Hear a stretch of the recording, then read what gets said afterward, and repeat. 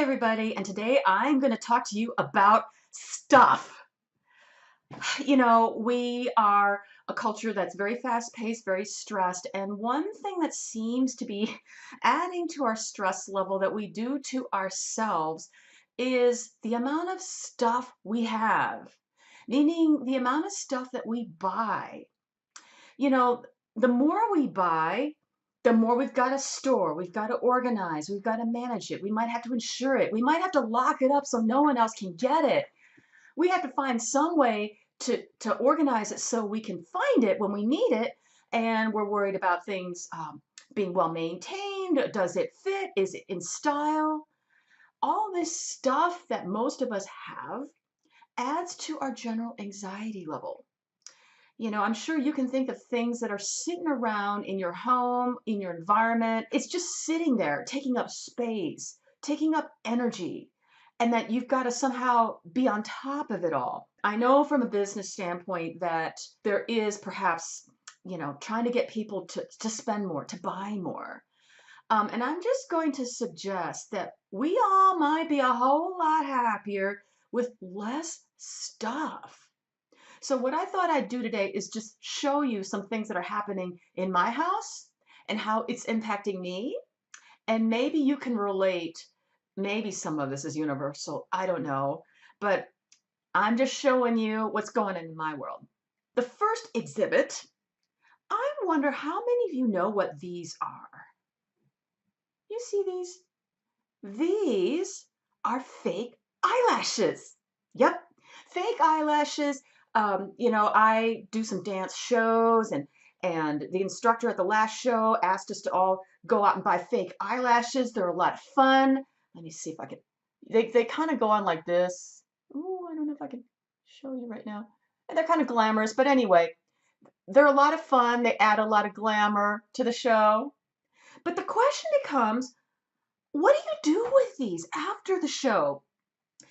These are supposed to be multi-use. They're still in very good shape. I'm probably going to do another show where they could be useful. But the question becomes, how do you store these? Do you have a box that's big enough or the right size to store these things in? Because they're taking up space in my bathroom. I don't have an easy way to store these things. They're kind of fragile, and it's kind of annoying. So I'm sure some of you have things like this where, it's a weird shape. You use it once, you'd rather not throw it out again, but you're not using them every day. And what do you do with them in the meantime? Yeah. So we have fake eyelashes. Second example, I'm sure a lot of you have things sitting around you that someone else bought for you, right? And maybe, there's a sense of, well, it's nice, but it's taking up space. The whole problem with all of our stuff is we have to have place, we have to store it somewhere, which means we need bigger houses and more closet room. So here's an example.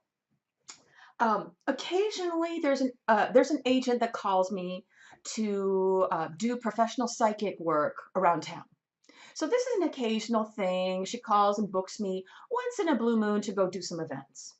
Well, she called me a while ago and I said, I don't have anything to wear, meaning I didn't have any stuff. And then she went out and bought me some stuff to wear. And, I felt really awful. I didn't have any stuff. So my agent goes out and buys stuff for me. So she bought me this outfit. When you do professional psychic gigs, especially if it's in a party, there's this idea that you sort of have to dress the part.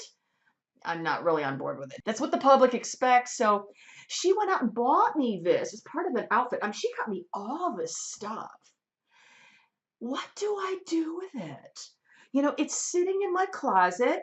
It doesn't really fit. I mean, it's pretty. It's not really a style that I'd wear every day to my office. So it has to sit somewhere and take up space. Because what I'm worried about is if she calls me again, I don't want to say I don't have anything to wear. So I've got to keep this stuff, right? So that's the second example. Maybe some of you can relate. Okay, so third example. Some of you know I'm an energy medicine healer, and I work with energies of the body, and In any profession, there are shiny objects, and healers are no different. We are very prone to shiny object syndrome, meaning something new comes out and we're all excited. We all want to know what it is. Can it help us in our work? What does this thing do? These are tools for energetic work with the aura. They come from the biogenesis line, and there's a whole set of them. These were popular a few years ago, and I bought a set because, well, heck, you don't just buy one or two, you want the whole set. So I got the whole set, and it came in this kind of cheap plastic container, not anything convenient that you could like store these things and carry them around. So I had to put them in something. I keep them in a bag.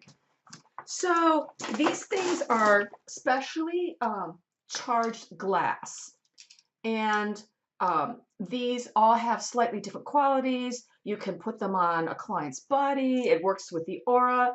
According to the maker, it's supposed to be really good for people's auric fields.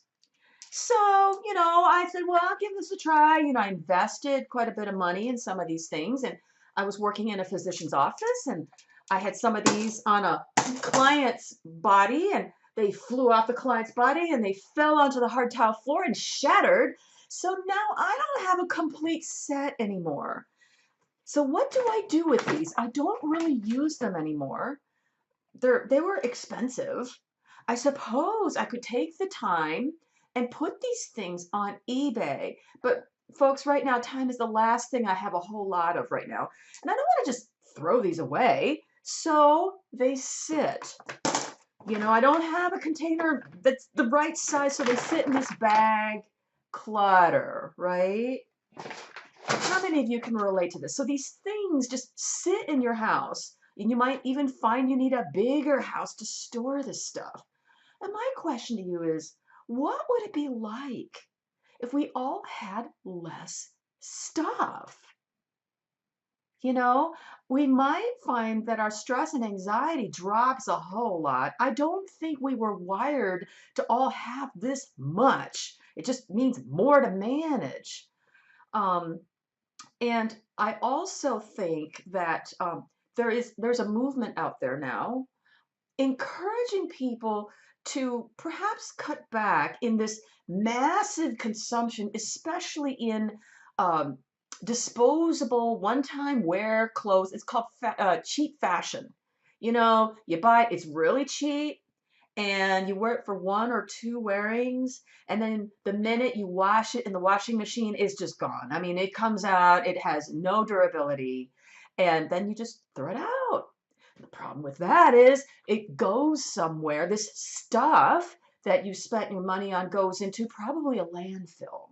Even if you donate these poor quality things, nobody really wants them. Even people on the other side of the world where people thought, well, I'll donate this, even they don't want it. So, we've got all this stuff of poor quality that took up a lot of natural resources and dyes and polluted the environment, global warming, just to produce low quality things of stuff that people wear once or twice and then throw away, and then it piles up in a landfill. So, there's a movement now to consider buying less and perhaps better quality. Because I'm not for living a deprived life. I'm for a life of better quality. So, consider perhaps buying a little less, but things that you really want, things that bring you joy. And, we don't need all the clutter in our environment. Now, it's a whole other topic to why these things are sitting. We know, well, don't just get rid of it. And of course, I'm sure you can feel some of that tug of war, with these things, with these fake eyelashes. Honestly, I might be better for the next show just buying a fresh pair. This idea, even though the maker says these are multi-use, is it really practical to find some way to store these things for months on end, taking up space in my bathroom? With this, I might be better off just buying a new pair of fake eyelashes. And with stuff for doing psychic gigs, maybe I could borrow an outfit. Wouldn't that be cool? And for shiny object syndrome, If you're not using it, give it away. Whatever. It's probably not necessary to throw them away. These do probably are useful to somebody. So anyway, that's all I wanted to share with you today is have a thought about the amount of stuff you have, the amount of energy it's taking for you to manage and categorize and maintain and ensure and protect all your stuff. What would happen if we all had less? Maybe we'd have better quality time together. Wouldn't that be fabulous? So that's my clip for today. I hope you've enjoyed it. Share all your comments. What would life be like with less stuff? If anyone has a suggestion on how to store fake eyelashes, let me know. I really want to hear from you. I'm really trying to build a tribe of conscious, spiritual, aware folks. And my God, the world needs us, okay? Okay, till next time, rock it out. All right, bye.